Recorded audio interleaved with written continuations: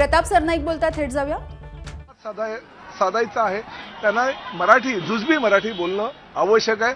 त्यामुळे आम्ही कोकण मराठी साहित्य परिषद, मुंबई मराठी साहित्य संघाच्या वतीनं राज्यभर हिंदू हृदय सम्राट बाळासाहेब ठाकरे यांच्या नावानं मराठी भाषा अभियान आम्ही चालू केलेलं आहे. मधु मंगेश कर्णिकांनी सुद्धा त्या ठिकाणी आमच्या आव्हानाला प्रतिसाद दिला. ही आम्ही मोहीम जी आहे पुढे चालू करू असं सांगितलं.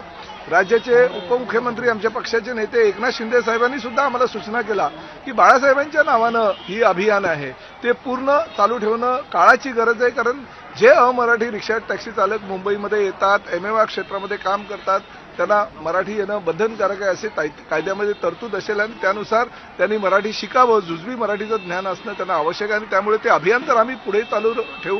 राज्यामध्ये 1800 शिक्षक आणि त्याचबरोबर 180 वर्ग हे आम्ही आता चालू ठेवलेलेच आहेत. त्यामध्ये त्यांनी प्रशिक्षण घ्यावं. माननीय मुख्यमंत्र्यांनी 1 वर्षाची मुदत दिली आहे आणि त्यानंतर परत तुम्ही मुदत मागाल तर ते योग्य होणार नाही.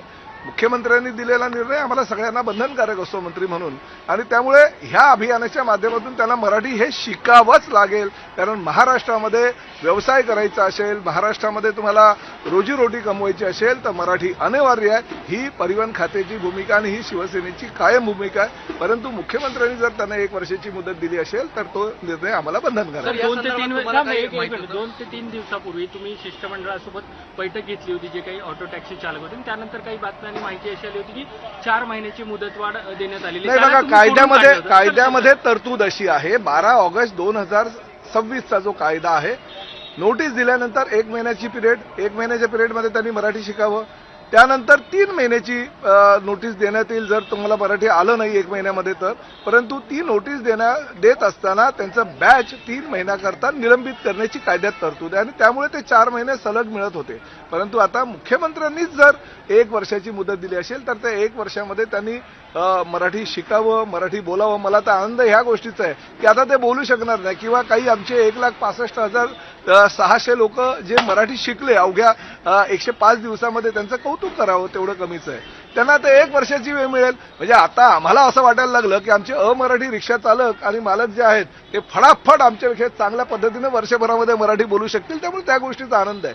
बघा, हे महायुतीचं सरकार आहे, रोजगार निर्माण करणारं सरकार आहे, रोजगार हिरावून घेणार नाही. त्यामुळे कुणालाही बॅच रद्द करून किंवा त्याचं लायसन्स रद्द करून त्याच्या रोजगारापासून वंचित करण्याची ही आमची भूमिकाच नाही. परंतु महाराष्ट्रात राहायचं असेल तर मराठी अस्मितेचं पालन तुम्हाला करावंच लागेल.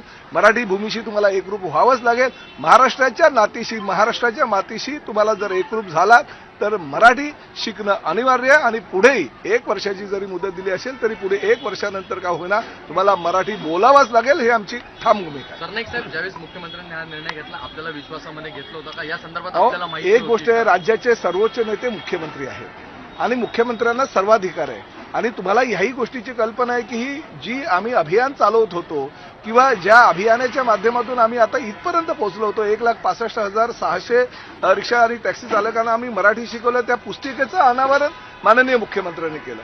जेव्हा पुस्तिकेचं अनावरण केलं त्याच वेळेस मला मुख्यमंत्र्यांनी सांगितलं की प्रताप, यांना आपल्याला वेळ द्यायला हवा. कारण एवढ्या दिवसामध्ये ते जर शिकले नसतील तर काही आपण वेळ दिल्यानंतर त्यांना शिकता येईल आणि त्यामुळे ती 105 दिवसाची मुदत दिली होती. परंतु काही लोक हे आमचे वर्ग कमी पडले असतील किंवा आमचे क्लासेस कमी पडले असतील, शिक्षक कमी पडले असतील म्हणून ते शिकू शकले नसतील. कारण 1,65,000 नाही तर राज्यामध्ये जवळजवळ 10 लाखाच्या आसपास रिक्षा टॅक्सी चालवणारे ही आमचे अमराठी लोक आहेत. त्यांच्यासाठी वेळ लागत असेल, हरकत नाही. 1 वर्ष का होईना. आम्ही 1989चा नियम आहे हो. आम्ही 36 वर्ष थांबलो तर 1 वर्ष थांबायला काय नाही. महाराष्ट्रातील मराठी जनता 1 वर्ष वाट बघायला तयार आहेत. परंतु 1 वर्षानंतर जर तुम्हाला मराठी आलं नाही आणि अजून 3 महिन्याची मुदत द्या, अजून 6 महिन्याची मुदत द्या, अजून 1 वर्षाची मुदत द्या, ही जर तुम्ही मागणी कराल ती अयोग्य आहे. 1 वर्षानंतर का होईना ह्या महाराष्ट्रामध्ये व्यवसाय करायचा असेल तर तुम्हाला मराठी बोलावंच लागेल. मराठी अस्मिता आमच्यासारखी तुम्हाला टिकवून ठेवावीच लागेल. ही शिवसेनेची आणि प्रामुख्याने महायुतीची भूमिका आहे. तर धाराशिवला उभाटाचे नगरसेवक शिवसेनेत भाजपात जाणार होते, पण अचानक शिवसेनेत त्यांनी युटर्न घेतला. सर्व राजकीय चर्चा सुरू होती. मला त्या विषयावर काही कल्पना नाही, पण आमचे खासदार ओमराजे निंबाळकर हे धाराशिवची जबाबदारी अतिशय चांगल्या पद्धतीने चोखपणे पाळतात. जर त्यांच्या नेतृत्वावर विश्वास ठेवून धाराशिवच्या काही लोकप्रतिनिधींनी जर शिवसेनेमध्ये प्रवेश केला असेल, शिंदे साहेबांच्या नेतृत्वावर विश्वास ठेवला असेल तर आनंद आहे. अजूनही काही लोक आमच्याही संपर्कात आहे. हळूहळू बघा, धाराशिवमध्ये जास्तीत जास्त मोठ्या प्रमाणामध्ये आमच्या पक्षामध्ये सामील होणारे नगरसेवक आहेत आणि अन्य काही मोठे नेते सामील होतील याची मला खात्री आहे. मराठी भाषेचे कार्यक्रम